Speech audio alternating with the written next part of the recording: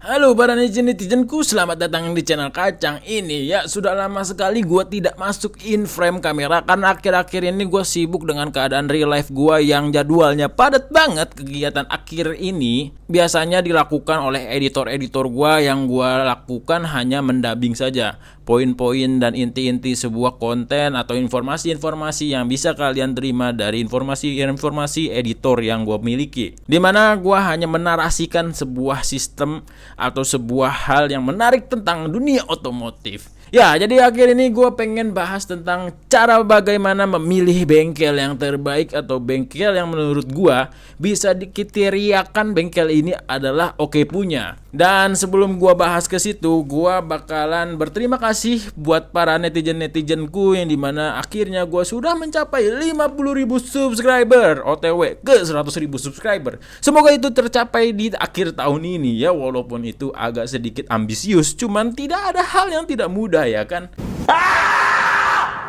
atau tidak ada hal yang tidak mungkin. Jadi 50.000 subscriber ini awal karir gua itu dibantu oleh yang namanya Rumah MX. Nah, kalau kalian anak motor trail pasti tahu tuh yang namanya Rumah MX. Rumah MX merupakan bengkel ternama yang dimana bengkel ini sangat top tier yang berada di Cimahi untuk waktu itu. Gua nggak tahu nih kalau sekarang dia udah pindah apa belum. Cuman setahu gue dia ada di Bandung, Cimahi ya. Cimahi sama Bandung sebenarnya beda sih. Cuman kondisinya atau posisinya ada di Jawa Barat. Dia adalah bengkel yang dimana membantu gua, dan ini akan sambung menyambung dengan konten kali ini, dimana bengkel ini si Rumah MX merupakan bengkel besar, tapi dia tidak memiliki sebuah konten. Dia tidak memusingkan kepada orang-orang yang membuat konten di bengkelnya. Lu bisa tulis aja Rumah MX, pasti banyak konten kreator yang datang ke bengkelnya buat nge-review, karena dia tidak memiliki yang namanya konten. Dia tidak memikirkan bagaimana caranya mendapatkan duit di konten ini. Kenapa? Itu adalah ciri tanda-tanda bengkel terbaik. Jadi gue dibantu untuk pertama kalinya di mana gue hanya memiliki 100 subscriber. Lu bayangin, 100 subscriber, gue beli spare part di dia sama bawa shockbreaker sendiri. Gue beli online, bukan beli online, import dari temen gue Tanjung Priuk, nge-import dari Australia shockbreakernya. Terus gue minta servis di Rumah MX itu. Habis itu sama dia dikerjain. Terus gara-gara kerjanya agak cukup lama dan gue penasaran atau gue punya duit lebih ya, jadi gue tambah tuh sekalian sama swing arm belakangnya tuh, swing arm YZ 250F. Udah tuh gue langsung kirim ke dia shockbreakernya. Habis itu pas dikerjain gue minta swing arm YZ 250F dibikinin buat PNP KLX 150S, diokein.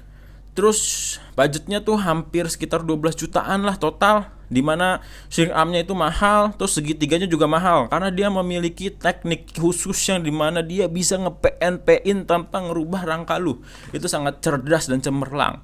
Tapi dia tidak membikin konten. Lu bayangin, bengkel sebesar itu dia nggak bikin konten. Nah, kalau misalnya kalian bisa tahu apa yang gue maksud garis lurusnya, jangan pernah cari bengkel yang membuat konten atau mencari membengkel yang ayolah datang ke bengkel gua, di mana bengkel ini bisa membuat ini. Itu biasanya cenderung bengkel itu bengkel FOMO, di mana bengkel itu cenderung hanya mempromosikan. Dan kalau misalnya lu kontenin, dia takut apa? Takut bengkelnya hancur. Ya logika aja, bengkel terkenal masih ngonten dan kontennya itu masih melarang orang ngonten bengkelnya, otomatis ada yang salah di bengkelnya.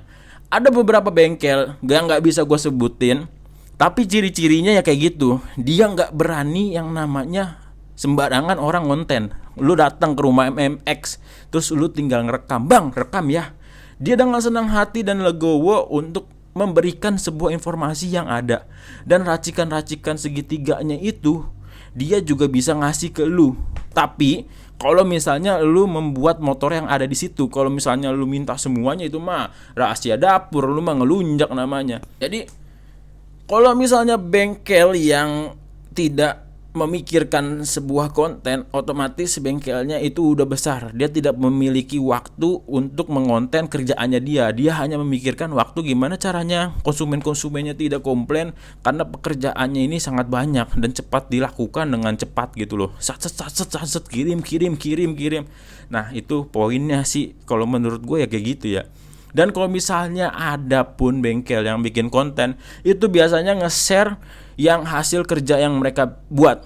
Ini adalah bengkel yang masuk dalam kategori yang bagus masih.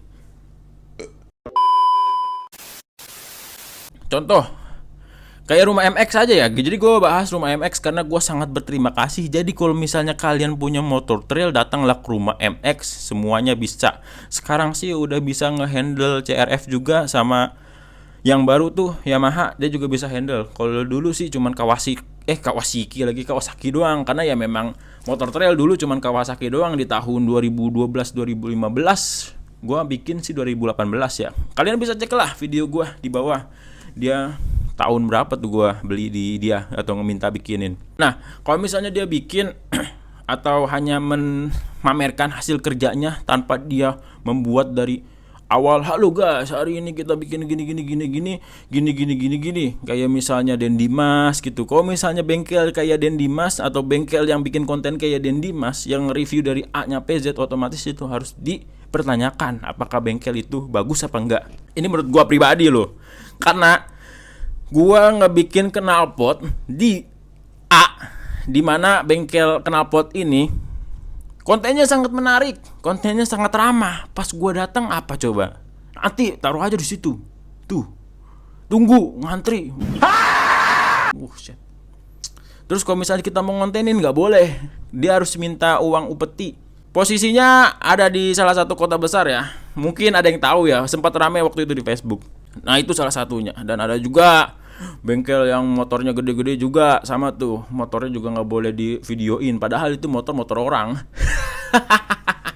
Udahlah, intinya mereka punya masing-masing punya yang namanya sebuah kriteria, atau masing-masing punya caranya masing-masing buat mencari uang ya sebenarnya sih ya. Cuman kalau misalnya gue boleh saran ya, karena kan kita kaum kere-hore yang dimana kita harus memilih bengkel yang tepat supaya kita tidak membuang-buang uang kita ya. Kriterianya kayak gitu. Kalau misalnya kalian mau cari tukang jok yang bagus apa ya, cari nih, oh ini yang viral nih, ada nih, cuman dia kagak banyak ngoceh nih, dia cuman ngasih unjuk hasil kerjanya doang, ngasih unjuk hasil tangannya dia. Terus kalau misalnya di tag sama orang juga, dia diupload ulang, nggak bermasalah sama jumlah follower dia yang merasa, wih gua adalah konten kreator bengkel besar ternama se-Indonesia, orang tidak boleh membawa nama gua. Kalau misalnya mau membawa nama gua, kalian harus membayar karena kalian itu adalah upeti.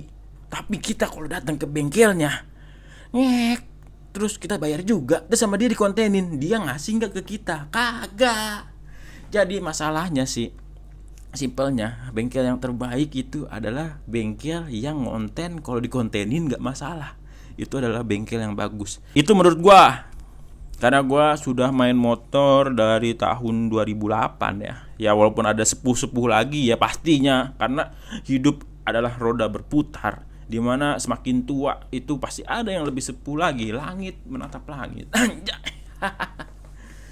Jadi ya gitu, simpelnya yang tadi gua kasih tahu bahwa bengkel-bengkel yang bagus seperti itu. Karena rumah MX adalah bengkel yang bisa gue bilang sangat amat berterima kasih gue bisa jadi 50.000 subscriber karena berkat mereka gitu. Dari yang 100 subscriber gue nge-tag dia nih di konten gue, pakai link YouTube gue, dia nge-share ke Instastory-nya, yang nonton langsung belasan ribu.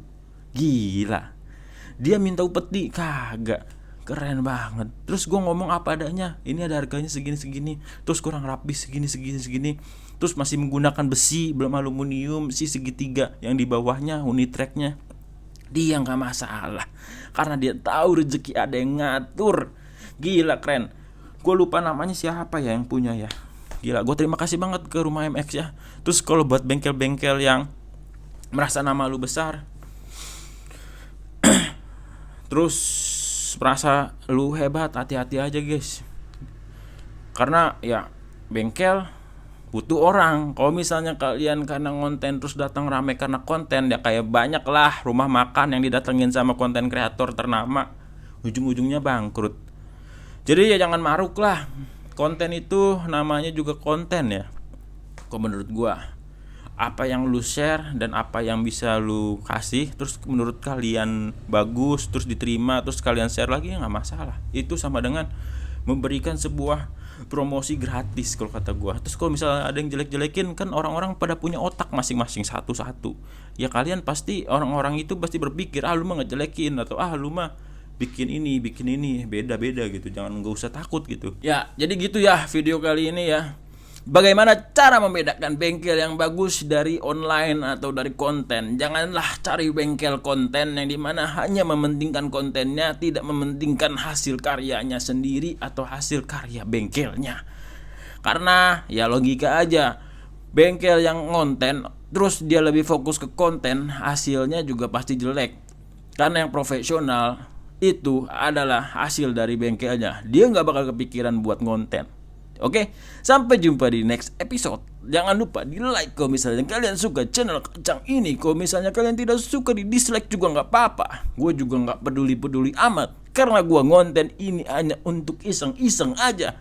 Karena gue punya pekerjaan tetap di belakang kamera yang lebih memuaskan. Tapi kalau misalnya channel Kacang ini semakin berkembang, semakin besar, ya terima kasih juga. Karena uangnya buat ngebayar editor-editor gue juga. Terima kasih. Dan jangan lupa di subscribe biar jadi 100 di tahun ini. Ya semoga ya. Sampai jumpa di next episode. Bye bye.